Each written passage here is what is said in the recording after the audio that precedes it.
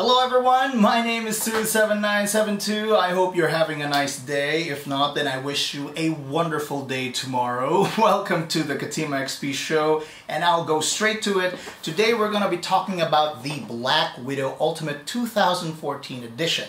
Now before you write us off as just another review of this keyboard, because there's just like so much on the internet, no, this isn't just another review. We're going to be talking about a lot of things that a lot of reviewers on the internet actually don't talk about. Now this keyboard is definitely one of the best keyboards in the world, but there are many things about it that here in Katima XP we've agreed that we just don't like.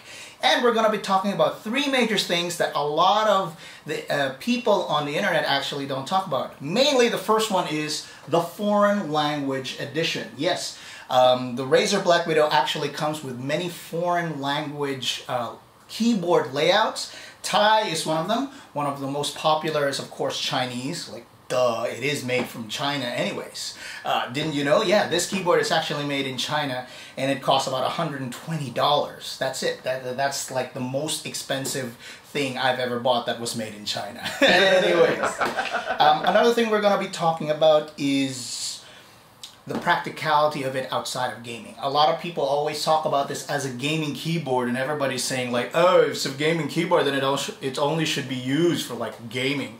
No, it's not. There are many actually uses for it outside of gaming, and maybe this could be a good way to convince you whether this keyboard is for you or not, especially in the office place. We'll also be talking about the impracticalities of the design of the keyboard that left us scratching our heads. Why did they make it this way?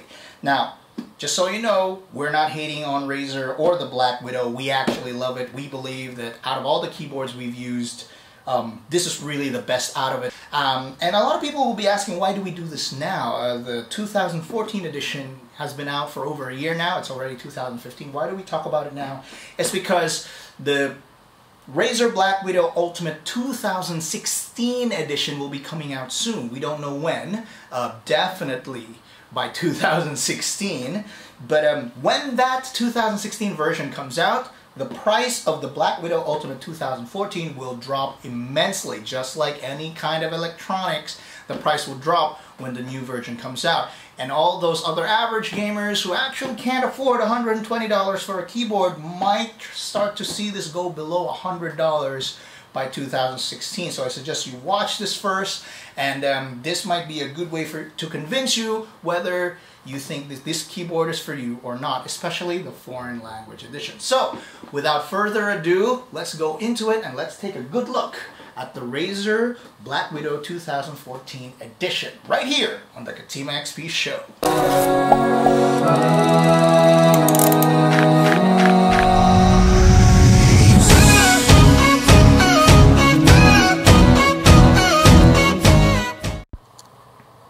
Okay guys, so here you are looking at the Razer Blackwidow Ultimate 2014 edition with the foreign language layouts. Let's take a closer zoom at the characters, and as you can see, illuminated at the side are actually the foreign language layouts.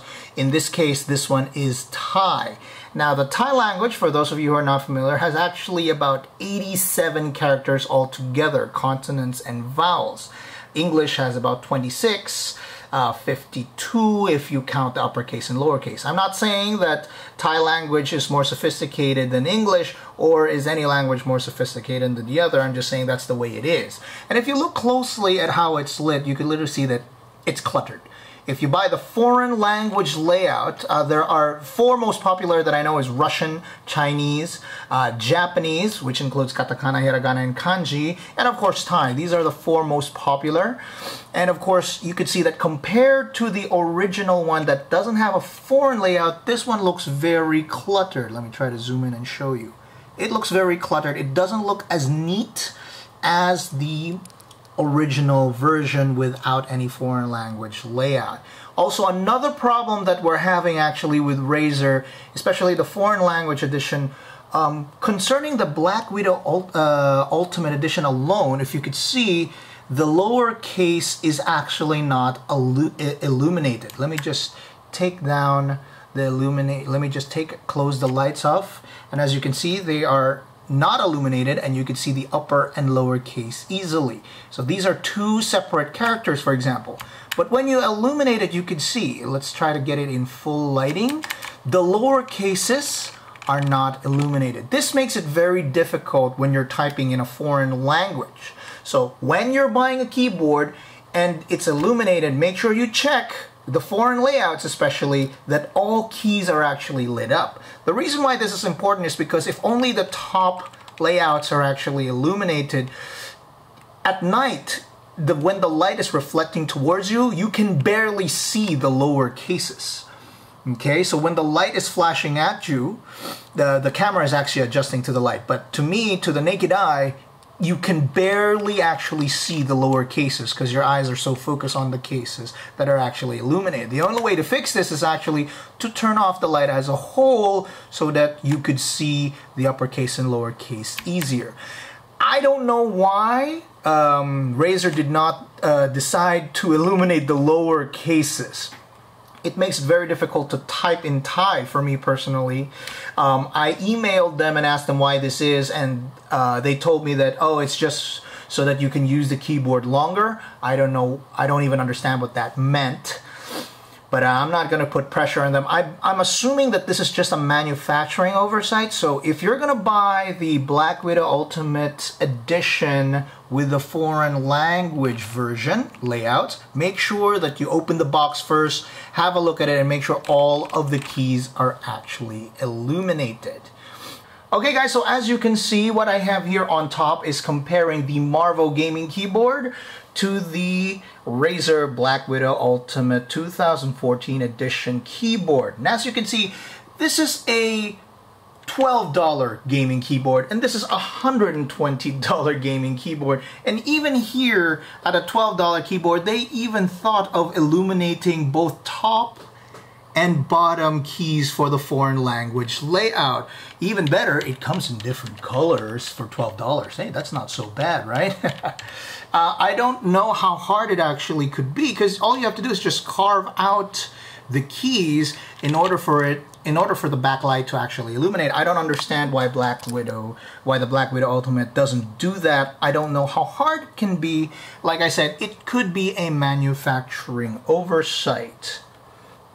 So as you know, the Blackwidow Ultimate Edition actually comes with 5 macro keys. These keys are extra keys that you can use actually for different functions, and you can actually change the layout of the keyboard on your computer with the Razer Synapse. And it's really cool because what I usually do in WinWord, for example, when I'm using it in the office, is that I have this button for undo, redo, copy, cut, paste. So this is very easy, especially when I'm typing or doing anything on, let's say, WinWord or Photoshop. I can just press undo, redo, cut, copy, paste. These are extra, we call them macro keys, and these are really awesome outside of gaming. You don't actually have to use them while playing games. You can actually assign them to different functions when you're working.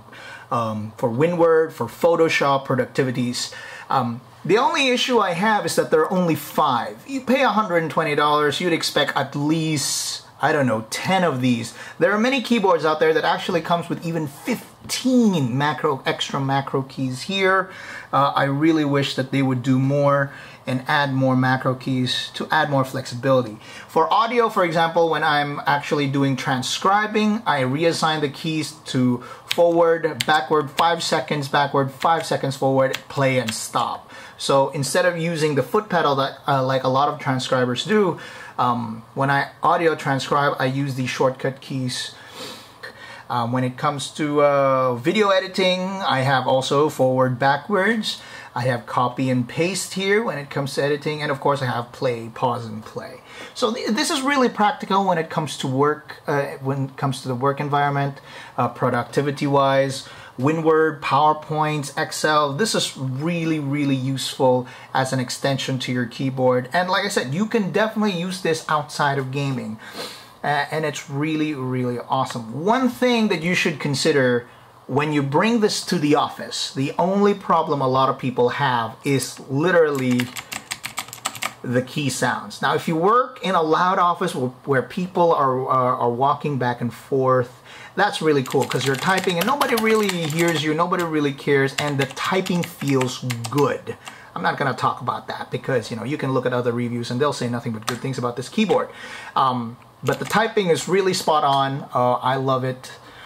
The problem is when I brought this to my office, and my office is pretty quiet. We work in a university, and I'm sharing my office with 2 other guys, and we're not very loud. And when you type this, it's really loud, and I'm replying my emails to my students, to my colleagues, and yeah, other teachers were complaining that, yeah, this keyboard is really, really loud, and they wish they could, if I could tone it down a bit.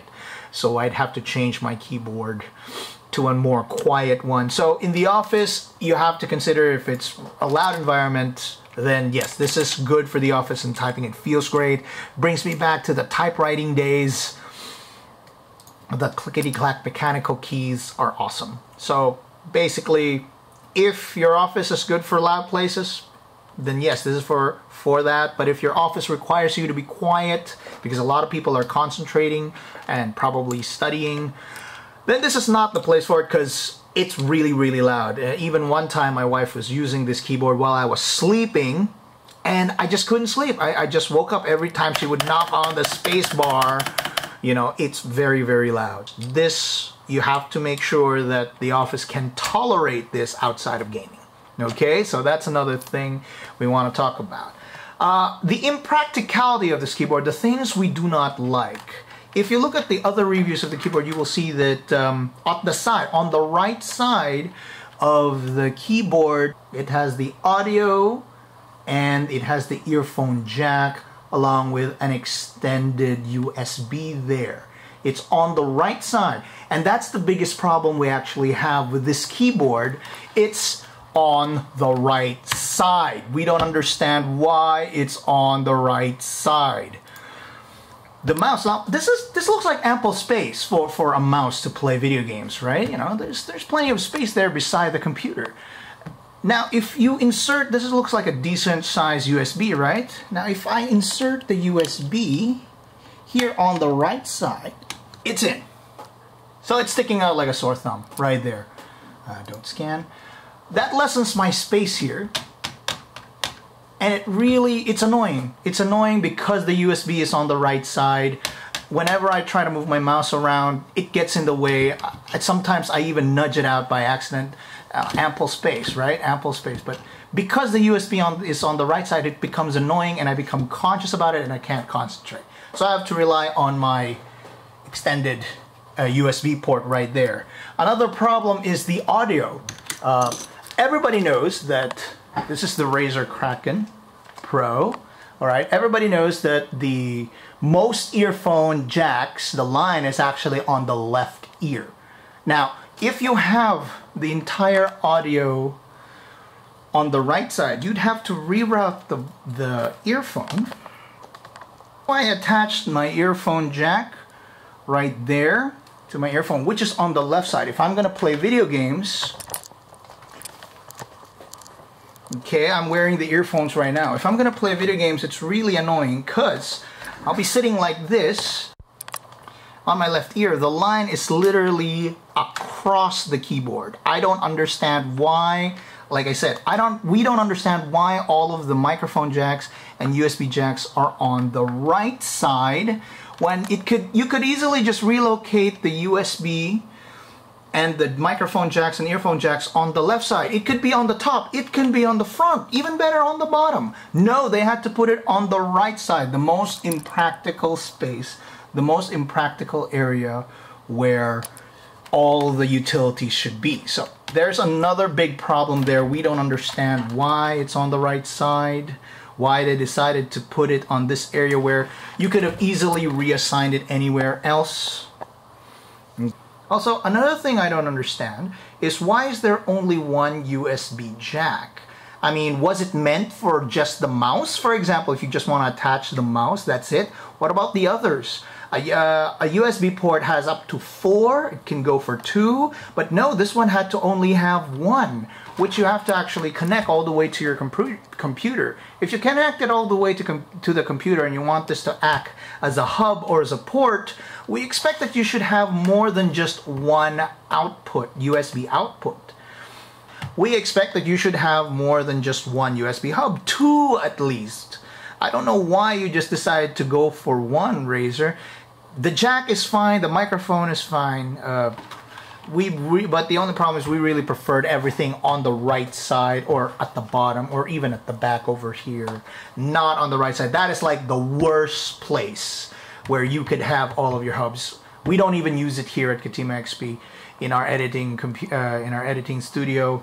We don't even put it at the side. We don't even bother, and I feel like that is a waste of money.